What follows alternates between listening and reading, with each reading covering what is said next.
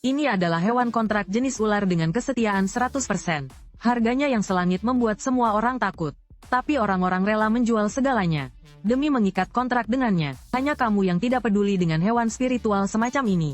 Kamu malah hanya menghabiskan 5.000 untuk membeli hewan kontrak jenis kura-kura dengan kesetiaan hanya 1%.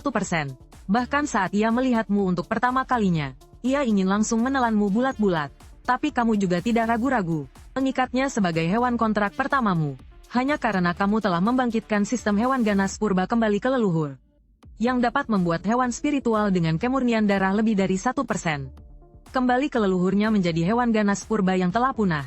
Pada saat yang sama tingkat kesetiaan hewan kontrak dan tingkat kecocokannya akan menjadi 100%. Saat ini kamu mengeluarkan jimat kontrak tingkat rendah, bersiap untuk secara paksa mengikat kontrak dengan kura-kura spiritual corak giok di depanmu. Tak disangka kura-kura spiritual itu malah melawan dengan sengit. Sama sekali tidak mau mengakui dirimu yang miskin ini sebagai tuannya. Setelah setengah jam penekanan mental, jimat kontrak berhasil terukir di kepala kura-kura spiritual itu. Selamat kepada Tuan karena berhasil mengikat kontrak dengan hewan spiritual. Kembali ke leluhur hewan kontrak telah diaktifkan. Cermin 10.000 hewan telah diaktifkan. Simulasi telah diaktifkan. Arena latihan dunia kuno telah diaktifkan.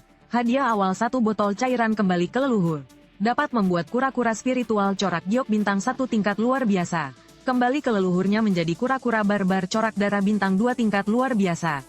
Kamu jelas ingat bahwa kura-kura spiritual setelah berevolusi seharusnya adalah kura-kura spiritual giok murni. Kura-kura barbar corak darah ini apaan lagi? Apakah sistem salah mengumumkannya? Kemudian kamu mengeluarkan buku panduan hewan spiritual yang diberikan sekolah. Bersiap untuk melihat atribut kura-kura spiritual giok murni terlebih dahulu. Kura-kura spiritual giok murni bintang 2 tingkat luar biasa. Batas evolusi. Bintang 3 tingkat luar biasa. Kura-kura spiritual zamrud. Kemudian kamu membuka sistem lagi. Mulai memeriksa kura-kura barbar corak darah yang berevolusi kembali ke leluhur. Kura-kura barbar corak darah bintang 2 tingkat luar biasa. Kemampuan bawaan membakar darah. Darah kura-kura barbar corak darah akan terbakar. Kekuatan kecepatan dan pertahanan meningkat 3 kali lipat. Melihat ini kamu sudah tercengang. Apa kura-kura buas goresan darah masih bisa disebut kura-kura? Rasanya monster tipe harimau saja tidak sekuat ini. Setelah itu kamu tidak ragu sedikit pun. Langsung menggunakan cairan atavisme pada kura-kura roh goresan hijau. Tubuh kura-kura roh di dalam kandang membesar 1 lingkaran. Pada saat yang sama warna tempurungnya berubah menjadi merah tua. Saat kamu menunggunya kembali ke wujud leluhurnya, grup kelas sekolah menjadi ramai. Ada yang kagum Wang Hao dari Kelataan. Membeli seekor ular roh dengan bakat luar biasa. Lalu menghabiskan 1 juta lagi untuk membeli cairan evolusi. Berevolusi menjadi ular sisik hijau transenden bintang 2. Ya ampun kualitas terbaik. 2 juta ini sangat sepadan. Pasti masuk 10 besar dalam ujian masuk universitas. 100% bisa masuk ke akademi monster tingkat tinggi. Liu Shao dari kelas kita lebih kuat tahu. Berevolusi menjadi rubah roh api merah transenden bintang 2. Kekuatan 110. Bisa menghancurkan sebuah truk. Monster macam apa ini semua? Kita yang hanya transenden bintang 1. Masih adakah kesempatan untuk lulus ujian masuk universitas? Melihat mereka mengobrol, kamu tersenyum tenang. Ular roh hijau milik Wang Hao memiliki kekuatan 90. Rubah roh api merah milik Liu Yanrui memiliki kekuatan 110. Semua tidak sebanding dengan kura-kura buas goresan darah milikmu. Dengan sistem atavisme ini, semua monster roh milikmu bisa kembali ke wujud leluhur buasnya. Sama sekali tidak bisa dibandingkan dengan monster roh penurut seperti sekarang. Jangankan menjadi penjinak monster terkuat. Setidaknya aku bisa masuk ke akademi tingkat tinggi. Tiba-tiba sebuah pesan muncul lagi di grup kelas.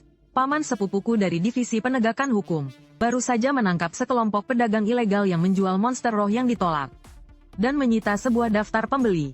Coba tebak siapa yang ada di daftar itu. Semua orang saat ini sangat penasaran. Siapa orang gila yang tidak sayang nyawa ini? Lagi pula tingkat loyalitas monster roh semacam ini sangat rendah. Benar-benar di bawah ambang batas keamanan. Paling ringan terluka dan dirawat di rumah sakit serta membuang jimat kontrak. Paling parah tewas di tempat dan sangat tidak sepadan. Setelah itu teman sekelas itu mengirim foto daftar nama ke grup. Tian Seng dari kelas 33 SMA pengendali binatang nomor 1 lahir pada 12 Mei. Menghabiskan 5.000 yuan untuk membeli kura-kura roh bercorak hijau dengan tingkat kendali 1%. Grup chat seketika menjadi hening. Dan kamu merasa sedikit merinding. Bagaimana bisa daftar pembeli bocor? Saat ini teman sekelas di grup terus menandaimu. Apa Tian Seng sudah mati tag? Tian Seng apa Tian Seng sudah mati? Keluarga tidak punya uang tapi masih ingin menjadi pengendali binatang. Makanya hanya bisa nekat mengambil risiko. Bukankah orang ini membangkitkan kemampuan pengendali binatang semua elemen? Benar-benar menyia-nyiakan bakat yang begitu bagus. Kamu melihat ejekan yang membanjiri grup dan mencibir. Biarkan kalian tertawa dulu. Saat ujian masuk universitas nanti, kalian akan tahu siapa pecundang yang sebenarnya. Tak lama kemudian ada orang lain yang berbicara di grup. Untung aku sudah putus dengannya. Kalau tidak aku akan dimanfaatkan oleh si brengsek itu secara cuma-cuma. Orang yang berbicara adalah mantan pacarmu Liu Ruyan. Dia berselingkuh dengan tuan muda keluarga Liu dari kota Jiangcheng Liu Yanrui. Lalu dia langsung mencampakkanmu. Sebelum putus si mesum itu masih ingin memanfaatkanku. Dia mengajakku ke hotel tapi kutolak. Semua orang di grup tertawa terbahak-bahak. Saat ini kamu merasa sangat marah. Orang ini demi menyenangkan Liu Yanrui. Tega-teganya menyebarkan rumor di grup. Dulu nilai Liu Ruyan hampir membuatnya dikeluarkan dari sekolah. Kalau bukan karena kamu adalah siswa yang pintar, membantunya belajar dengan gila-gilaan, orang ini mungkin tidak akan bisa lulus. Kamu tidak pernah mengatakan ingin mengajaknya ke hotel. Sebaliknya dialah yang berkali-kali menawarkan untuk ke hotel sebagai balasan. Tapi setiap kali selalu kamu tolak.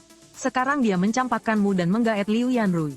Pihak sana bahkan memberinya dana jutaan untuk membeli burung bulu cahaya bintang 2 yang luar biasa. Liu Ruyan pun langsung menjadi pengendali binatang tingkat 2. Hampir semua orang tahu situasi ini. Tapi tidak ada yang mengejek Liu Ruyan karena menjual tubuhnya. Mereka hanya merasa dia sangat lihai. Benar-benar seorang pemenang dalam hidup. Memikirkan hal ini kamu merasa sedikit kesal. Langsung mulai mengetik di grup. Liu Ruyan, kamu sekarang boleh menyebar gosip. Tapi jangan sampai aku bertemu denganmu di ujian kelulusan. Semua orang melihat tokoh utama tiba-tiba muncul. Beraninya dia secara terbuka menantang Bistamer tingkat 2. Apa dia tidak sadar diri? Seketika tawa meledak. Tian Seng, apa yang kamu punya untuk menantang Liu Ruyan? Hanya dengan kura-kura roh corak giok milikmu itu. Seperti apa barang bekas yang dibeli seharga 5.000 koin itu? Bagaimana kalau dikirim ke grup biar semua orang lihat? Saat ini Liu Ruyan juga melontarkan ancaman. Aku menunggumu. Aku akan membiarkan burung bulu cahayaku memakan kura-kura roh corak giok milikmu. Membuatmu jadi pecundang yang tidak akan bisa bangkit lagi. Kamu baru saja akan mengetik balasan. Tiba-tiba notifikasi sistem berbunyi. Kura-kura liar corak darah bintang 2 tingkat luar biasa telah menyelesaikan evolusi leluhur. Kamu segera meletakkan ponsel dan melihat ke sangkar besi. Saat ini sangkar besi itu langsung hancur. Tubuh kura-kura liar corak darah menjadi beberapa kali lebih besar. Punggungnya juga ditumbuhi duri-duri kasar. Matanya memancarkan cahaya liar. Saat inilah kamu baru sadar. Meskipun kura-kura liar itu lebih kuat, tapi dia juga menjadi lebih tenang. Kamu mencoba memberinya perintah, baik itu menjulurkan kepala atau mengibas ekor. Dia langsung melakukannya tanpa ragu. Sepertinya kura-kura liar ini sekarang 100% patuh. Inilah bakat tambahan dari sistem. Bahkan kura-kura liar yang punya garis keturunan binatang buas pun harus tunduk. Saat ini kamu segera menutup mulutmu. Sejak gen binatang buas mengalami kepunahan, itu menjadi hal yang sangat tabu bagi manusia. Bahkan ada sebuah peraturan, setiap kali menemukan seekor binatang buas, harus segera dimusnahkan untuk mencegah masalah di kemudian hari. Jadi sistem milikku ini harus dirahasiakan. Kemudian kamu lanjut memeriksa fungsi sistem. Namun menemukan arena latihan dunia kuno berwarna abu-abu. Dan syarat membukanya adalah 10.000 koin sekali masuk. Setelah membukanya kamu baru tahu. Ternyata ini adalah tempat seperti latihan pertarungan sungguhan. Sebenarnya arena latihan sungguhan sangat mahal. Sekali pakai saja biayanya bisa ratusan ribu. Kalau dibandingkan seperti ini, 10.000 yuan sebenarnya tidak mahal. Lagi pula latihan pertarungan sungguhan di dunia kuno sangat berguna. Itu adalah salah satu dari 3 ujian dalam ujian masuk universitas. Ujian pertama adalah kualifikasi dan kecocokan Spirit Beast. Ujian kedua adalah level Spirit Beast. Ujian ketiga adalah pertarungan sungguhan. Sekaligus ujian yang paling kejam. Tahun-tahun sebelumnya banyak Spirit Beast yang mati dalam ujian. Tapi cara ini terlalu berbahaya nyawa taruhannya. Yang kedua adalah pergi ke tempat latihan pertarungan Spirit Beast buatan. Tapi saat ujian besar semakin dekat, murid-murid kaya sudah memesan semua tempat latihan pertarungan untuk membuka tempat latihan dunia kuno. Kemudian kamu pun tiba di Guild Jiangcheng. Misalnya menjual Spirit Beast atau pekerjaan menjinakkan. Tapi setelah mencari-cari cukup lama, biasanya permintaan seperti ini datang dari murid yang akan menghadapi ujian besar. Tapi tidak mampu pergi ke tempat latihan pertarungan Spirit Beast. Kamu pun dengan cepat memilih misi dengan bayaran tertinggi. Lalu kamu langsung mengambil misi itu. Yang menyambutmu adalah seorang wanita berusia awal 20-an. Tapi ekspresi wanita itu menjadi aneh saat melihat misi ini. Lawanmu adalah bis tamer dengan level yang sama denganmu. Kamu tidak punya keunggulan telak. Tidak akan bisa menjamin keselamatan spirit bismu. Kamu mengangguk dengan sangat yakin. Aku sudah memikirkannya. Resepsionis itu terlihat agak ragu. Tapi mengingat misi ini sudah dipasang cukup lama. Dan belum ada kandidat yang cocok. Kliennya sudah tidak sabar. Selain itu status kliennya sangat tinggi. Dia sama sekali tidak bisa menyinggungnya. Memikirkan hal itu wanita itu pun memberi stempel persetujuan. Setelah itu kamu meninggalkan guild dan menuju lokasi misi. Dia menatap punggungmu yang menjauh. Dia menghela napas. Ini sudah orang ke-13 yang menjalankan misi itu. Semoga dia bisa kembali dengan selamat.